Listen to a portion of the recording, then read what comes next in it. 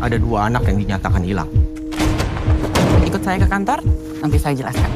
Why? Abaikan laporan kami. Film orisinal Netflix Indonesia terbaru, Kabut Berduri, dari sutradara ternama Edwin.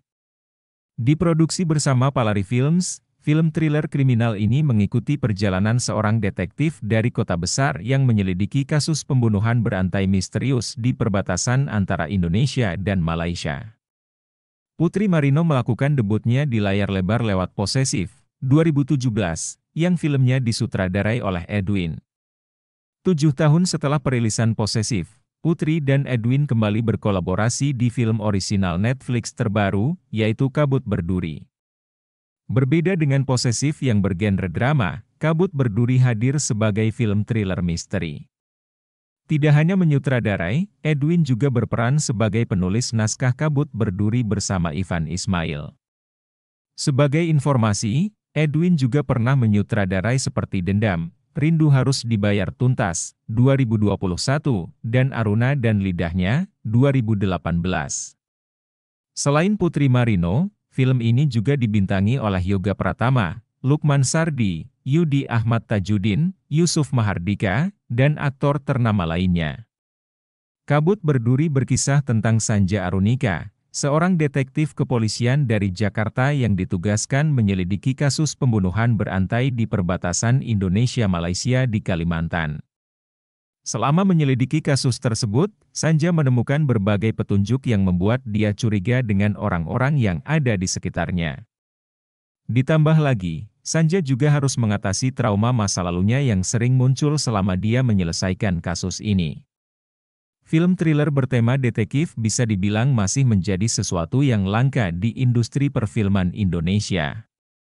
Nah, kehadiran Kabut Berduri jelas menjadi sesuatu yang segar.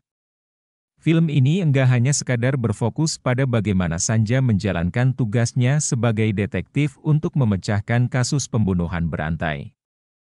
Sutradara Edwin juga memasukkan berbagai isu, kritik, dan budaya yang jarang disentuh di film Indonesia. Pemilihan latar tempat filmnya pun menarik, yaitu perbatasan Indonesia-Malaysia, yang berada di Kalimantan. Jadi enggak heran jika kamu bakal menemukan sentuhan budaya Dayak pada Kabut Berduri, yang budayanya ditampilkan secara natural begitu saja karena film ini menampilkan karakter Dayak dan berlangsung di Kalimantan.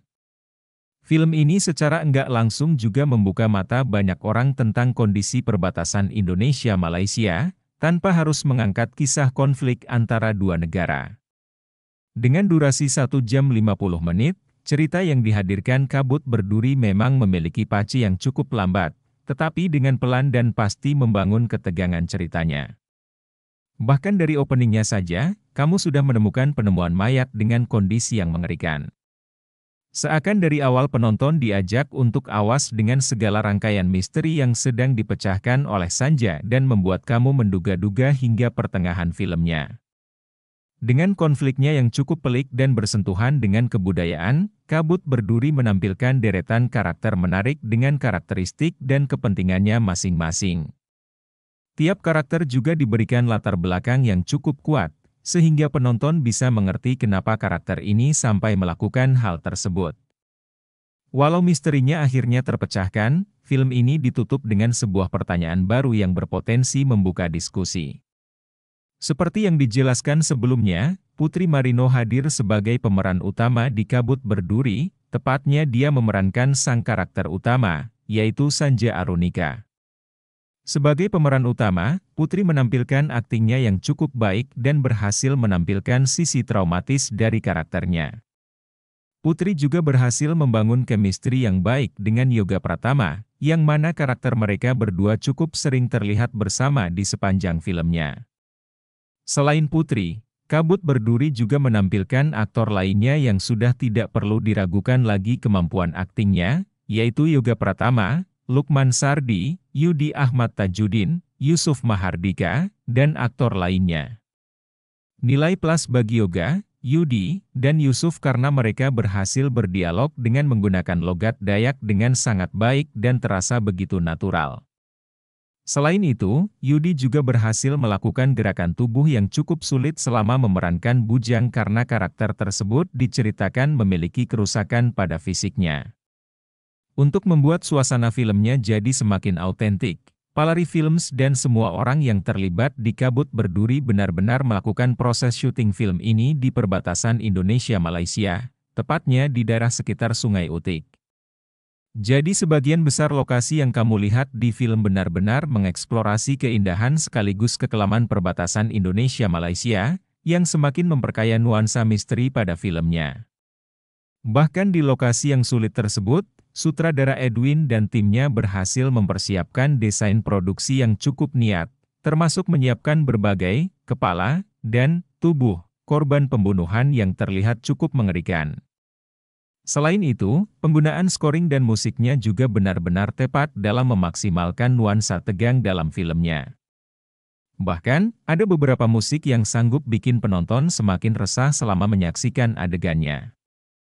Hadir sebagai film misteri detektif, Kabut Berduri jelas menjadi sesuatu yang segar di industri perfilman Indonesia saat ini. Pace filmnya termasuk slow burn, tetapi konsisten terus membangun ketegangan filmnya hingga ending. Film ini juga mengangkat latar tempat perbatasan Indonesia-Malaysia, isu, kritik, dan budaya Dayak, yang jelas menjadi perspektif baru untuk dunia perfilman Indonesia. Setelah melihat review film Kabut Berduri, apakah kamu jadi tertarik menonton film thriller ini? Buat yang sudah menonton, jangan lupa bagikan pendapat kamu tentang film ini, ya.